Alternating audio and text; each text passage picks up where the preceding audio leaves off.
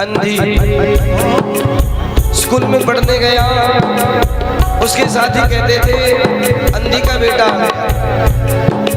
College में पढ़ने गया, साथी कहते थे अंधी का बेटा आ गया।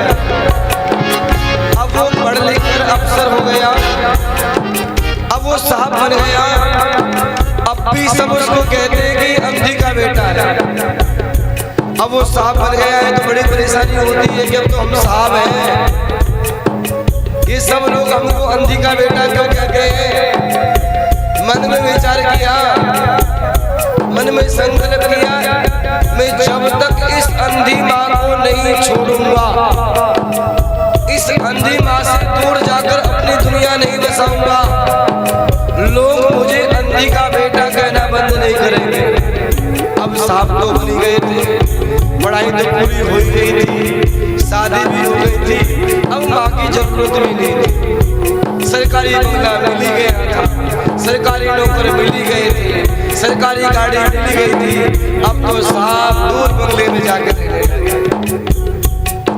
लेकिन माँ का हृदय तो माँ का हृदय ही होता है। आज माता ने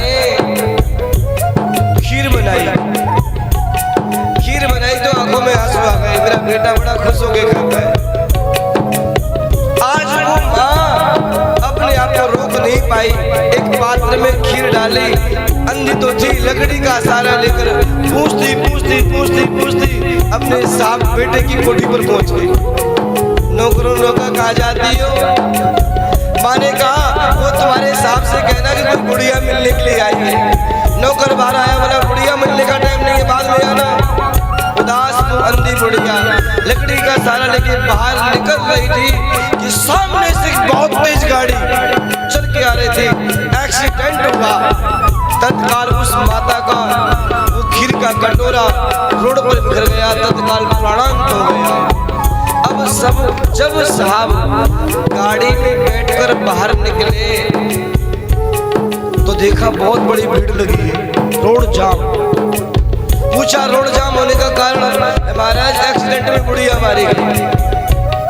अच्छा, अब वो साहब गाड़ी से नीचे उतरे।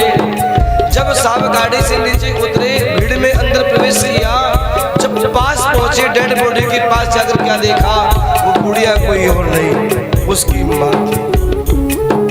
साहब की आंखों में आंसू आ गए, माँ तुम? और जब उसने वो खीर का वो कटोरा वहां बिखरा हुआ देखा, सब समझ में आ गया, ये खीर मुझे बहुत पसंद थी, और ये हो ना हो मेरे लिए खीर लेके आई होगी, लेकिन मैं आज इससे मिल नहीं पाया।